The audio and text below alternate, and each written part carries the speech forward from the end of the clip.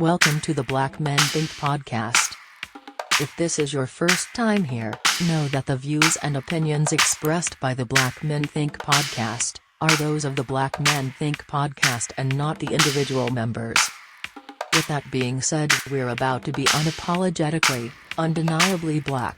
All right, man. Enjoy. What's going on, people? It is another episode of the Black Man Think podcast. We are virtual, as you can see. Bro, we ain't been like this in a minute, man. I know we're going back to the pandemic days, but good news. Somebody came to look at the floors today, Hey, tell me something. and Some good. he's a brother from Jamaica, Okay. and we had a real good conversation, and it seems like he gonna make sure everything is on the up and up, if you know what I mean. So, yeah. So he told me how things normally work, and then kind of told me like, all right, so here's what we can do. I'm gonna show you two options, because more than likely the insurance company gonna say like this first option might be a little bit too much, and then you'll have plenty of money left over to do this second option, as opposed to showing them only one option and then them saying like, okay, is 15,000? No, we're approving for 10. So, They will do that. yeah, bro. So, Well, so wait. So real quick, just 60-second synopsis for any of the thinkers that might have missed the episodes before this. oh yeah, man. So, long story short, house flooded from hot water heater hose burst, flooded, cleaned up everything, thought that we were good to go. Weeks later, we smelled mold. Then we had to come in, call somebody. They ended up taking out all the flooring and discovered that we had multiple spots where there was like mold and mildew. And we had like some they call it peel and stick flooring that was on this floor that, unbeknownst to us, we didn't know, because this was flooring that was here when we moved in. But it just was not the right type of flooring that you would put in a house with, active kids. Like if you were an adult, not a lot of usage, but for us, two small kids, not the type of floor to have. So we got that handled, and it's been 2.5, almost 3 weeks, bro. And we just now had somebody come through today to say like, okay, here are the next steps. I already done paid him my, insurance deductible, how that go and all of that. So we're hoping that come this time next week, we should be, with new floors. So, it's just a long process, bro, when you're dealing with the insurance company, because this is something I feel like if we just said, we're just going to do it ourselves, flooring would have been done within a week, more than likely. You know what I mean? So, Yeah. yeah, it's just been like hectic waiting on them. I'm sorry to hear it, bro. I'm Yeah. glad to see that y'all still stay under your roof. My parents went through something similar twice, and they had to get out the house twice for like 6 to 8 months. So, hopefully, hopefully this is a good sign that your situation will move a lot faster than theirs. So We're hoping so, bro. We still got like they check. I don't know if I told you, but they did find like a small sampling of asbestos. So we Okay. just trying to make sure that person is coming tomorrow and assessing the situation. So we're hoping that it was only in the area from where the hot water heater is at. Gotcha. That's our best case scenario. Okay. Worst case scenario, we might be out of the house. You Yeah. know what I'm saying? So Yeah. I don't know, bro. We just taking a day at a time, like the old folks say. Taking a day at a time. Hey, Taking a bro. day at a time. The homies got you. Whatever y'all need, y'all let us know. Absolutely, Yeah. absolutely. So with that being said, man, welcome to the Black Man Think podcast, where we elevate our black men, because black men be out here thinking. Y'all kind of got the homeboy check in, at least from my side, beforehand, but we'll start with the sip of the week. And before we do all that, make sure y'all subscribe, like, comment, rate, review, do all that good stuff. Now, tonight I am on sparkling water. because Okay. I got like the bubble guts for Okay. some. If y'all want to know why, we're gonna talk about that on Patreon. So Okay. go I ahead and look forward to hear join. that. Yeah, y'all go and join Patreon if y'all want to get that conversation. But shout out to our sponsors for this episode, Homes Hydration. Make sure y'all go to homeshydration.com. Use the promo code BlackmanThink. Y'all get $5 off your order. Good news is we've been getting a lot of positive feedback from that. You sent me a couple of messages showing where people saying like, "Yo, I heard about you from the Black Man Think podcast." It's We definitely ordering a couple of things, a tea from you. So it's great to see that our followers and our thinkers are actually engaging with our sponsors. Y'all making beautiful. us look good, and we appreciate that for sure. So, Absolutely. absolutely, yeah, Yeah, man. Things good over here. Actually, we coming out of crazy. Actually, y'all ain't seen me in a while. So, yeah. It's been a while. we coming out of flu slash conferences slash more flu. Done hit the whole house. We good now. Everybody on their way back pretty much. But your boy was down for a second. But we back here with the thinkers, man. So just happy to be back on the pod. Yeah, that's good, man. I'm glad y'all good. I know that it was going around. It caught me a little bit. Caught me a Okay. little bit where I was just kind of. I had just like a bad dry cough for like 3 or 4 days, bro, and then kind of got the body aches. I was like, hold Yeah. on, like Yeah. this is so. Yeah, it took me like a day or two to kind of sit down and get myself together, but probably hitting at about 90% right now. So Cool. definitely had to have it back. But tonight, man, we wanted to talk about the weight of expectations, right? Okay. And it's kind of getting into what expectations look like for black men and how that really moves and navigating our lives. So like let's start with the beginning of it. Like bro, like do you have any expectations that's kind of shaped your life the most, if you can think about it? Yeah. I do. I do. Ironically, the first thing that came to mind is what I'll share. I'm a PK. I'm a preacher's kid. I've always been one. Like, Yeah. I was born into a home where my father was a minister. Eventually, very, very quickly in life, probably by the time I was 6, he was a pastor. And I've known that ever since, right? And I mean, we all know the mantra, preachers and teachers kids are the worst kids.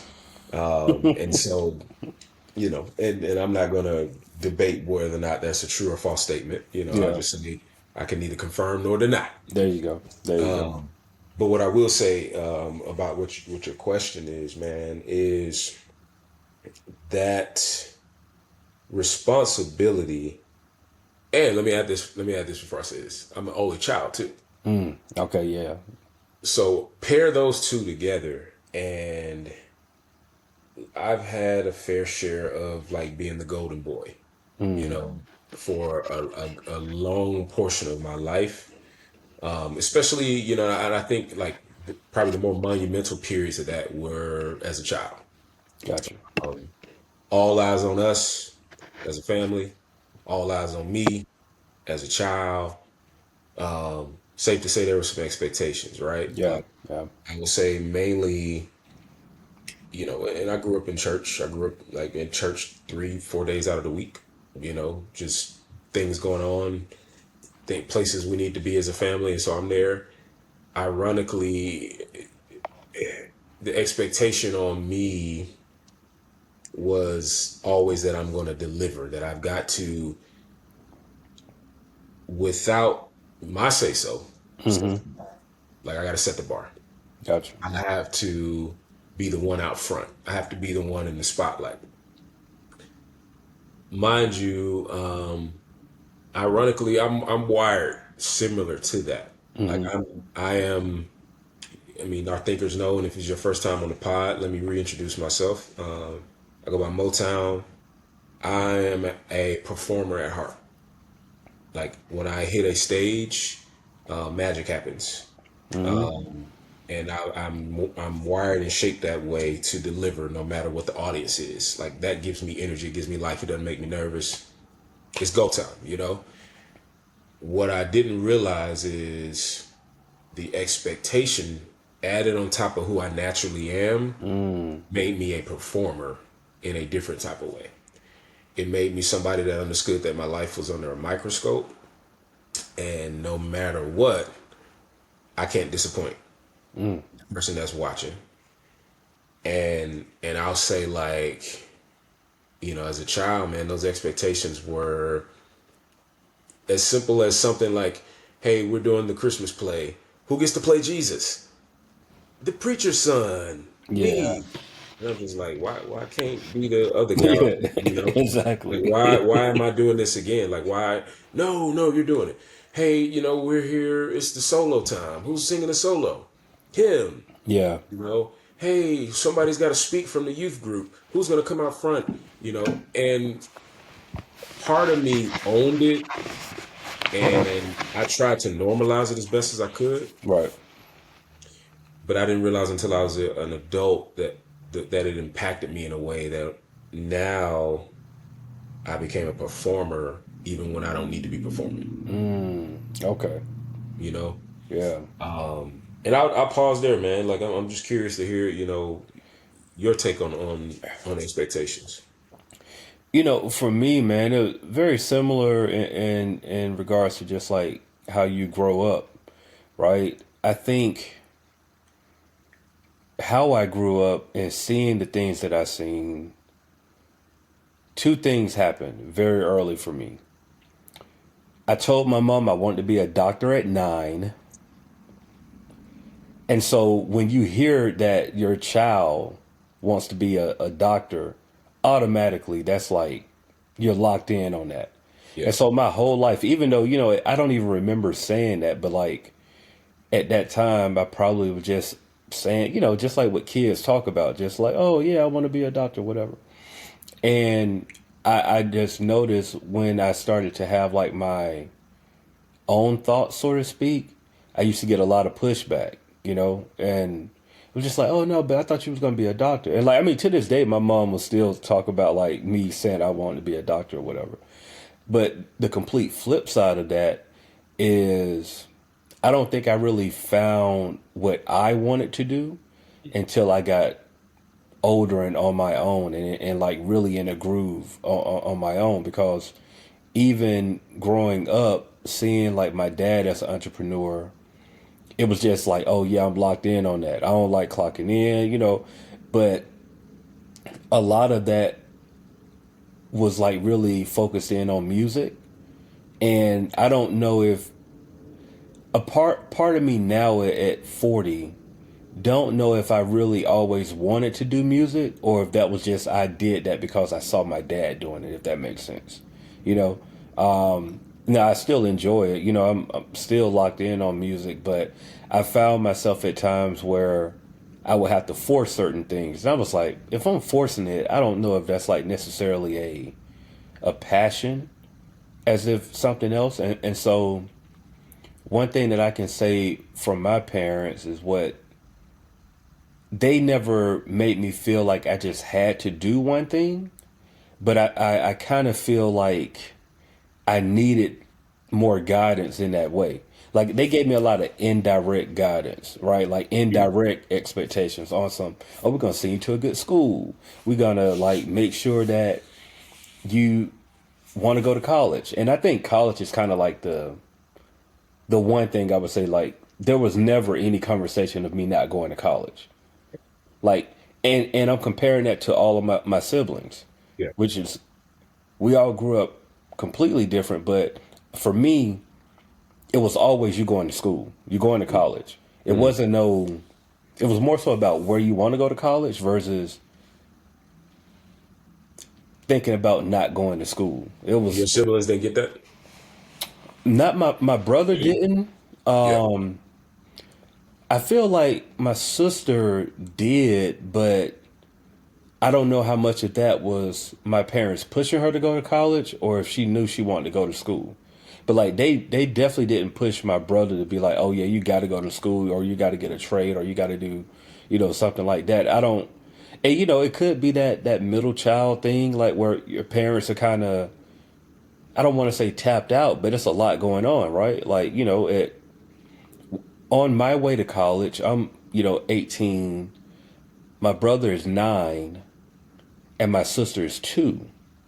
So while they're looking at me going to school and getting prepared for school, they're literally raising a baby and a kid who probably trying to figure out who they gonna be.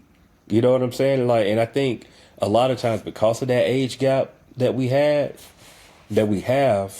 I think it really, I think it made a lot of things tougher than if like how my kids now are like right there together, Yeah. because there wasn't a true.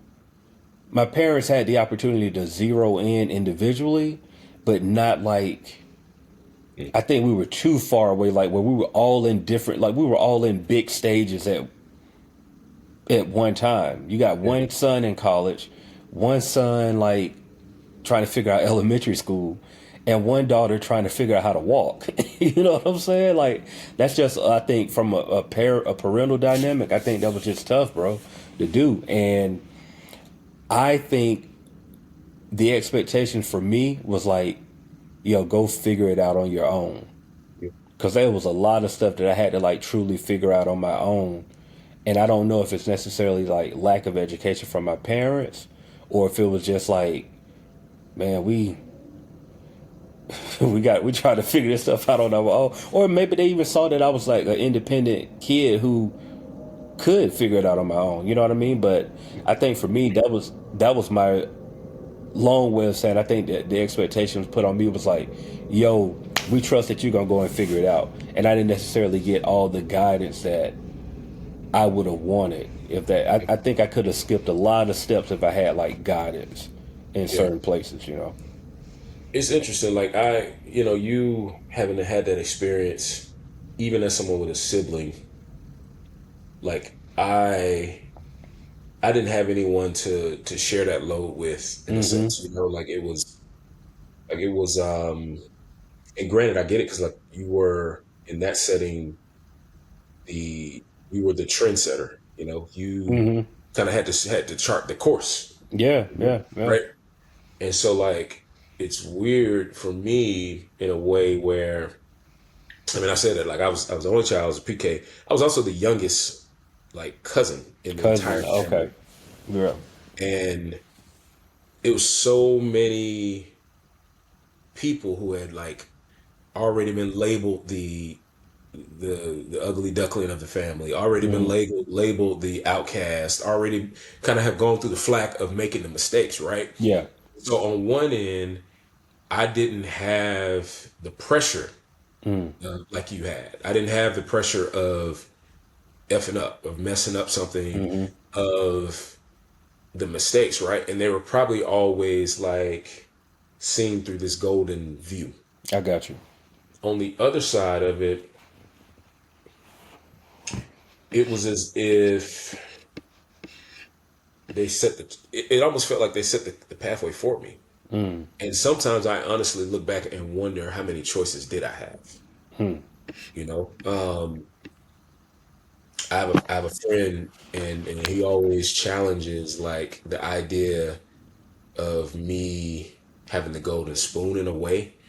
And I don't even mean that like literally in terms of like I wasn't a rich kid. Mm-hmm. I didn't grow up in privilege. It wasn't that type of golden spoon. It was just simply his life was completely opposite. Yeah. You know, his life more or less Section 8 type of, just it was a whole nother experience. If you saw two people, one was expected to fail, one was expected to succeed. You Got you. know, Got you. and we got to see all of it in a way, right? And so it is just interesting looking at our different paths and all the expectations that were on me. I feel like I had it easy to meet those expectations, right? I didn't really have to fight Mm. for a lot until I became an adult and started charting my own course. Got you. But as a kid, like I didn't really have to fight. Like I didn't. I knew the standard. I knew what the standard of expectations Right. was. And I also had the tools, the environment, the structure, the infrastructure at home, the infrastructure in schools to meet those expectations. And granted, even though I might have learned a bad habit in the process of like trying to please everybody, like I didn't have to fight for like meeting those benchmarks. They came easy. Some would say, oh, well, God gifted you for them to come easy. Yeah, I'll take that. Like I received that. I believe that. Like I believe Mm-hmm. this was my chart. This was my course, right?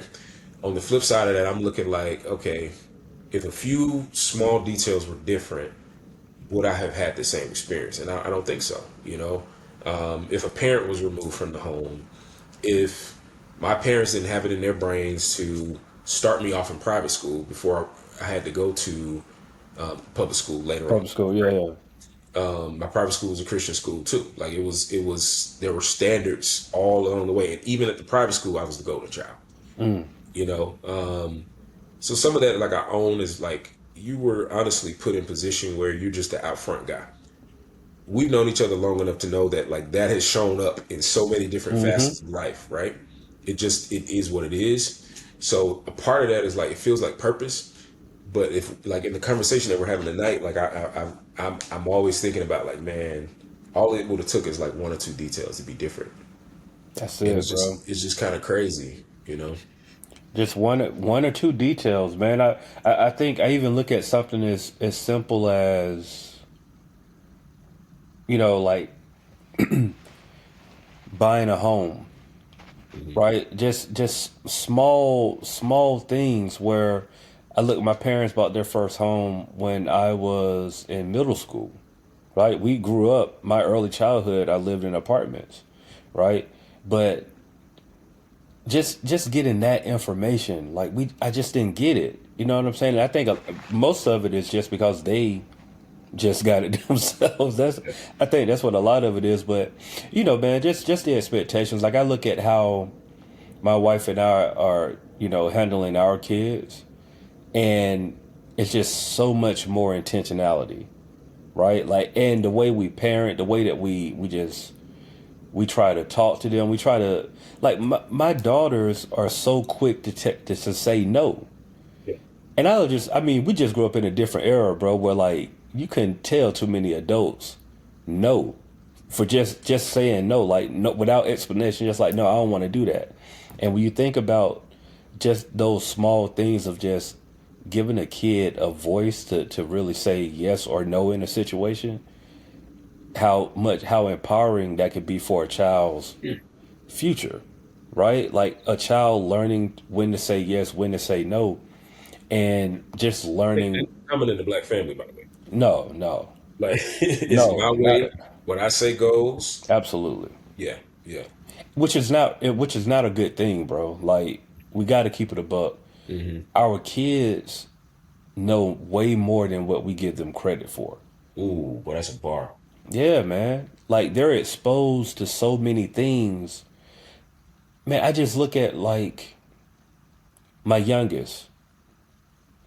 She had a whole week where she just kept saying bro.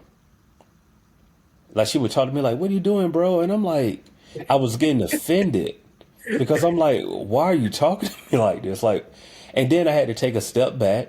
I was like, "Okay, if she's saying bro, she obviously got that from somebody." And then like, so I just like, one day I'm picking her up, and I heard her teacher say it, and I was like, "Oh, okay, so she's repeating what she heard the teacher say." But what I was getting tight when I realized that it came from the teacher. But then I thought about it, I was like, yeah, we're raising our child different. Yeah. But there are other kids in this classroom that they mom talked to that kid just like that. And so that teacher had to do that in order to get through to that kid. Because when she said, "Hey bro, what are you doing?" that kid stopped what they were doing Yeah. and started paying attention. And I was like, oh, I'm getting it now. You know what I'm saying? Like you gotta move yourself out of the situation. Like she is talking in their language, so to speak. The same way how, our language was different. Her teacher has to talk in a language to get these kids to understand, because the other thing that you find, you've been through this too, because we have kids similar ages. you realize, like, bro, we're the old parents. It's literally just thinking the same thing, bro.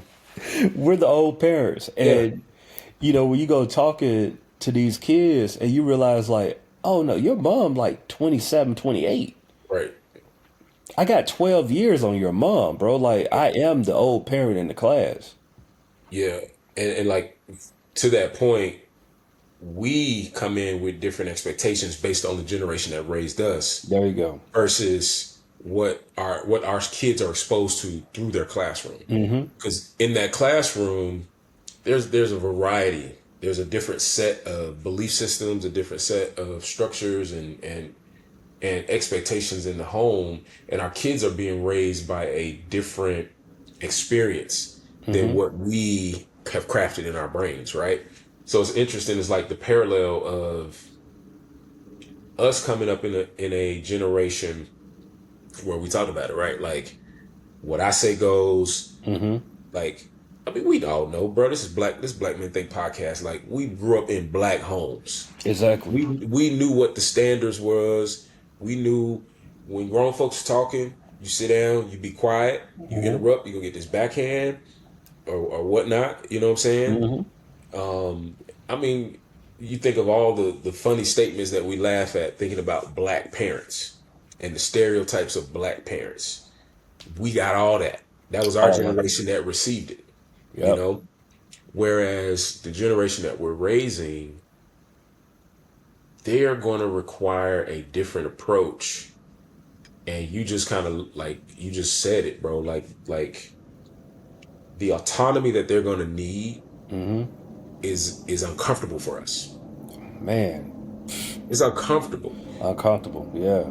Yeah, you know. Yeah. Yeah. It is. It's uncomfortable for us, and it's in a man. All right. Our kids listen to Kids Place Live. For people that don't know what that is, in the car we have Sirius Satellite. It pretty much stays on a they're playing, they might even play some music that we listen to, Mhm. but it's stuff like, you know, Michael Jackson, Billie Jean. Yeah, But the majority of this stuff is like on different movie soundtracks, like yeah, Despicable Me sound. That's what right, they're playing for the kids. right. So they're playing music catered for So children. children, Hmm. right? And I just, I realized like, oh, my kids don't know the type of music that I listen to, like, because we don't play it for them, you Yep. know. But you go to a party and every kid know like they not like us, or they know like this and that, and I'm like, where are they hearing this at? And you got to think about it, bro. It's either in the classroom, it's other students, but they're getting it even if we don't give it to them. Yeah. And we have to keep that in mind. It's not like you can't necessarily shield your kids from everything, bro. Like there ain't no new world where they have access to way more than we ever did. Question. Super Bowl just passed. Did y'all watch the halftime show together? No, they went to bed before the halftime show. Congratulations, first of all, Yeah. because we was in here with all of them. Yeah. It's interesting, bro. Like last year, so last year kind of started this tradition where our Hmm. kids are like, no, we're not going to bed until the Super Bowl show ends. Hmm. Last year was Usher, right? Usher put on a show. It's a show that probably can connect to their age a lot more simpler Yeah. because there's a melody, there's music, there's a simplicity of beat and so on and so forth. There's dancers, Hmm. it is a whole production. So they were up on their feet last year. The only thing I hear after last year is dun, dun, dun, dun, Yeah. to this Yeah. day. Dun, Yeah. dun. Look, they never heard the record in their life. Let me Like keep it buck. that Like was the first they time. never heard "Yeah" in their life. First time they heard it. For the last year, all I've been hearing randomly through the house is dun, dun, dun, dun. Daddy, can we play "Yeah" again? Yeah. This year, bro, me and wifey, we up like I'm in the Hmm. house like Hmm. Kendrick up. I'm see walking across the room. Yeah. They sitting there like, what is happening? What is going on? Because I mean, as a parent, we have the type of house like they haven't listened to that type of music. Yeah. Yeah. They just haven't. My kids they're not of age where I'm going to allow them to really hear certain things yet. Absolutely. Um, But it's just interesting. Like I sat back and I was like, this is crazy just watching the difference where their exposure level. And granted, they can go to class on that next Monday. All of their classmates probably gonna be talking about Kendrick. Yeah. But my daughter, my oldest daughter, she just got a cell phone this Christmas. Hmm. It's not even connected yet. Like it, she has a phone. Ain't doing Yeah. nothing. Ain't doing She can't nothing even. yet. She not even accessing anything. And the expectations we've set for them, she doesn't even have a lens on. Let me go find what I want to find. Let me go Hmm. post this on TikTok. Let me go. She not there yet. She's not there yet. But it's interesting watching them leave the house and come back home every day doing things like just random dances. I'm just like, where you learn that at? Like, yeah, where'd that come from? Where'd that come from right there? Like saying different things, and then to your point, like bro came into the house at some point, all these different, slangs and different languages that, young people say is crazy. Even saying that make me realize how old I am saying Young then people say. what the young folks say. Yeah. Then what the young boys talk about right now. But it's like we at that point and I am trying to calibrate my brain in terms of the type of expectations I'm going to set for them in this next phase Hmm. because there is a certain autonomy that this generation is going to require if they are going to be successful. Yeah. It's trust.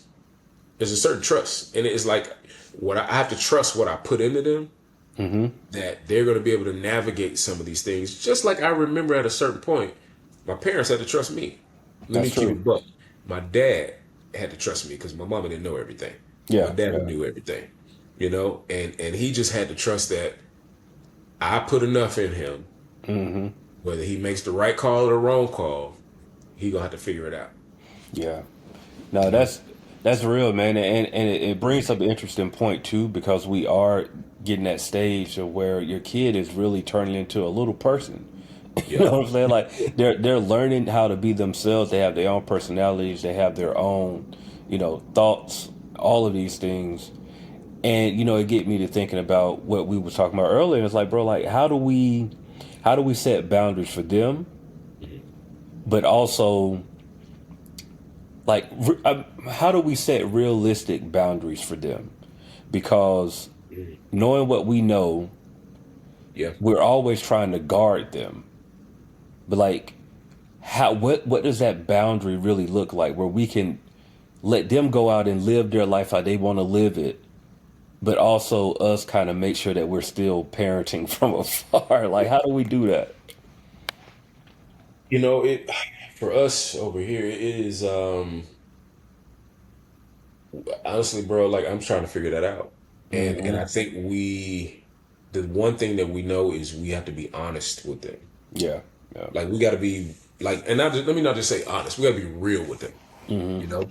And I mean real to the point where we're sharing things with them that they might not even be ready to hear. They might not even have a concept for and understand, but we want them to hear it first, right here, as opposed to like getting a version of it. I think I hear you clicking and tapping too. As Oh, my opposed to bad. like getting a version of it Hmm. from somewhere else and like that become their belief system before we have a chance to like interject truth. Hmm. And so it's a matter of almost swallowing the reality of like they're going to get different messages, different worldviews, different approaches.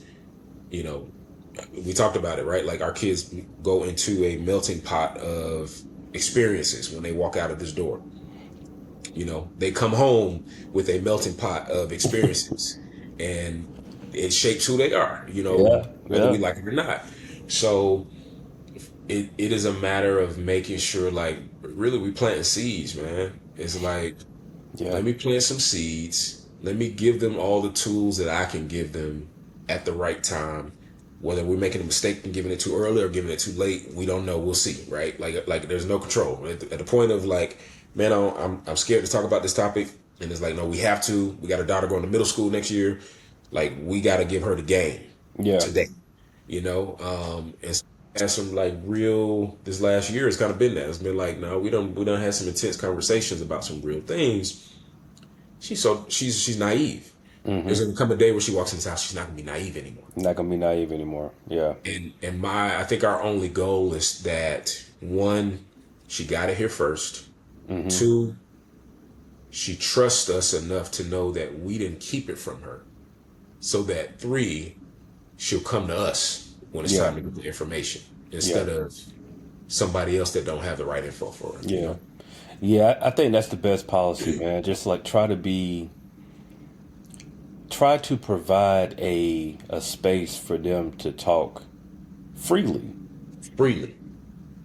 And No consequence. No consequence, bro. Like you gotta be willing to give them that space and willing to just like take whatever they say because you know it's a show I've been watching Landman. I don't know if you've seen Landman. I ain't never heard of that. Billy Bob Thornton. It's like it's really good. He work at like an oil rig company, and it's just it's the American financial system in the Midwest. Here in Texas, Yeah. pumping oil and everything that come along with that. So you're dealing with drug cartels. You're dealing with like corporate government contracts. It's just all of that. But he has like a 17-year-old daughter who no filter and like was just like one day just kind of giving him everything. And he, in that moment, he was like, yo, I like it when you were lying to me. Like, just go back to lying to me. It was too much. Like, she's telling him, like, oh, yeah, we were in the back of the truck. Like, she's going that deep into details. And, like, Pops was like, yeah, just tell me you, like, you know, you go into the grocery store with your homegirl. Like, you know what I'm saying? You went to the movies. Yeah, you went to the movies with your homegirl. I Don't need tell all me you this. smashed in the back row. Like, Yeah, no, bro, please like- don't. But, Not ready. yeah, I'm not ready for that. But I think what you're saying is right, though, man. Even though we may not be ready, we have to at least open that door to allow them to say what's in their mind. Yeah. And like not judge them for whatever they're saying. Like just like, all right, boom, this is what you're talking about. Okay, cool. Even if you got to say, hey, let me step back and process this, and then I'll come back and talk to you about it. But thank you for sharing that with me, and I appreciate that. You know. I think our reactions matter. Like you kind of bring up a point where, and this is something I'm preparing myself for, where I don't overreact to the moment that the filter comes off, Yeah. so that's not the last time I hear the filter come off. That's real. Because let's be honest, like as dads, especially when we're dealing with our daughters, man, it's like the day they come in the door and say something that we're not ready for, our natural manly reaction is going to be to turn all the way up Yeah. and to do as many threats as we can, both to whoever he is or she is or whatever that looks like, you know, as well as our child. And that could potentially dissolve the trust in the communication. All the work you've done up until that point. And that's the thing. It only takes one time Exactly. to lose them, man. Like, so, yeah. Trying to mentally prepare yourself now. You know what I'm saying? To get ready for it. Let's move to Ask a Black Man real quick, bro. Yeah. And Sure. this is like a question like right along what we're talking about. So, how do you navigate family pressure when making big life decisions? Man, boy, that sounds like something that I need to be asked right now. Appreciate the question, whoever that is. How do you handle pressures, life pressures of making big family decisions? How do you Right. navigate family pressure Family when making big life decisions? Oof. Man, for me, there has to be. I think let me just be real vulnerable. I think the first thing as a black man you got to deal with is whatever insecurity that pressure just brought up. True. And I say that because if it's if it starts wrestling up some form of insecurity in you, whether you have Mm-hmm. acknowledged it or not, you're gonna respond out of that insecurity. And you're gonna make a detrimental mistake of some sort, right? Because you're going to overcorrect in 9 times out of 10 because of that insecurity, Yeah. you know, and you'll either force a decision that you don't have to make yet, or try to put yourself out there more sure than you actually are. And I personally am trying to make sure that I'm vulnerable enough to say I don't know. Mm. Or I'm vulnerable enough to say, like, I think I'm preyed on, or I'm willing to try this, or I need help, or I can't make this decision by By myself, yourself. Yeah. or I'm gonna do the best I can, but if this goes wrong, blah blah blah. Mm-hmm. As opposed to like, I got this, no, you're wrong, or like, what, you don't think I got the right answer, or you know, it's like there's Yeah. so many different versions of what insecurity looks like, and I promise you, I done lived through them all, and I've seen so many people live through them and show that insecurity, and then and regret that. And I would just say, like, to my brothers out there, to my black men, and to my black women who are in homes with these black men, Right. like, be okay with being vulnerable, be okay with not having the answers, and then like try to partner, like make sure that you are doing this together, as opposed to like the expectation is all on him. That's not right. And then for the male, like, don't wear the expectation. Yeah. You have somebody else to wear that with. It's not just on you. And we wear sometimes too much pressure, Mm-hmm. you know, and I think it damages us, because we all up here when we honestly need to reach out for help, whether that's for another brother who going through something, who been through something, or whether that's literally in your home where you need to partner with the person that you with and say, like, yo, I can't make this decision by myself. Yeah. Man, that's well said, bro. I've learned a lot, honestly, by listening to my wife as I record her podcast. This is a Mm. shameless plug for my wife, but my wife Sure. has a self-care podcast for women. It's called Mummies and Mannies. Yep. What up, Trey? But when I'm recording her podcast, I'm listening to some of the things that she talks about. Mm. And I've used some of that stuff directly for myself as well. Just like, one thing was learning how to just say no, and even if it's saying no to your spouse, you know what I mean? And because I think for us, bro, like we so locked in on being like family men and taking care of our homes that we can easily get ran down. Mm-hmm. And just because, like, I know my wife's love language is acts of service. Mm-hmm. So there are times where, like, I know my wife, if she comes home from working over the weekend and I've done all the laundry in the house, like, those are major points for me, because, like, that's like, and when I say do all the laundry, like, actually wash, dried, fold, put Oh yeah. away, Yeah. did all of the steps. That's a major win for being in my household, because that's something that while she finds comfort in doing those types of things, is also something that, she tired. She ain't got to want to do that. But like, bro, when I tell you, man, there be some weekends though, when Monday get here, I be so burnt out, Yeah. because my wife works on weekends and I'm a full-time dad on the weekend. And I'm with the kids from wake Up, up, sitting down, my boy. sun up to sundown, and I be like so burnt out and just like really be needing a break. But it's kind of like, you know, what can you do? It's like, yeah, you need a break, but also my wife ain't gonna not go to work today to give me a break. So it's kind of like one of those things where, like, you in your head with it, you have to try to figure out some type of space to just say, hey, no, I ain't doing that. So, like, Yeah. it'll be like, yeah, on a Saturday, she's like, "What y'all do today?" I was like, "I did absolutely nothing." Yep. Like, my intent was to sit on the sofa, watch movies with my girls. Only time we're moving is to get up to go eat.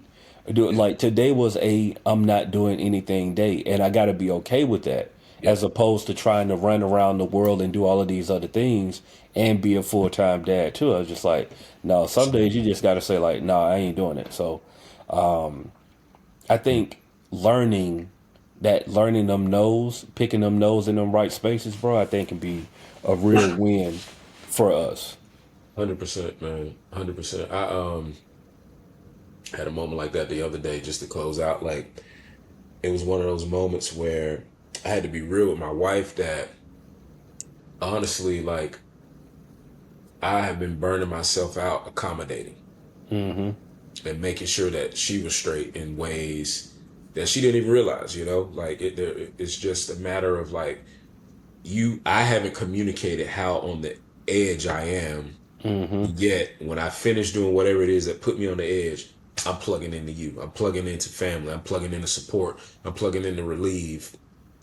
And not none, no discredit to her.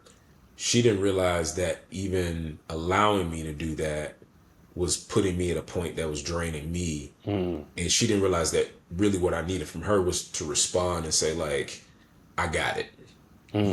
You go get yours, But I was putting myself in a position where I'm making sure that she gets hers, but I wasn't taking care of me. And man, it felt so refreshing being able to say that and just and she was grateful. Like she was like, I'm glad you said that. Like I have context now.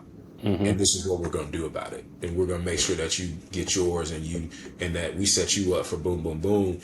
And sometimes brothers, like we gotta get out of our head, but we gotta say it. You We got to gotta say it. honestly, Yeah. we gotta be more vulnerable, man. We gotta like, yeah, we know we gotta be the ones to carry this load, this burden. Yeah, cool, but nah. Say you need help. Say you are burnt out. Say you don't have any more. Say you need time by yourself, and don't apologize for it, because you need it. You need Because it. Absolutely. if you don't say that, you won't get it. You know. And I'm trying to learn that lesson, bro. I am committing to myself that I'm going to be more vocal for me. Yeah. Yeah. So Yeah. It's 100%. important. It's important, man. That's it. Make sure y'all like, subscribe, comment, do all of the good stuff. It actually helps if y'all rate and review the podcast wherever you listen to it. When you do that, it helps boost our ratings up a little bit more and put us more in the algorithm. So if you're already a listener and you've been rocking with us, we appreciate you. Just take like a couple of seconds to rate the podcast and throw us a quick review. I don't care if you do a review and just say like dope podcast. Yeah. That's cool. But Trash. They trash. or yeah. If you don't like what we doing, let us know. Like it's important to us that if y'all rock with us the way y'all say y'all rock with us, just go ahead and do that very quick thing, and it'll take us so far. And also, if you want to join our Patreon community, go over there as well. We have a free trial, 7-day free trial. If you like what you hear, stick around. We got more dope content on the way. But as always, remember, man, Black Man Think Podcast, where we elevate our black men, because black men be out here thinking. We'll see y'all next week. The Black Men Think Podcast.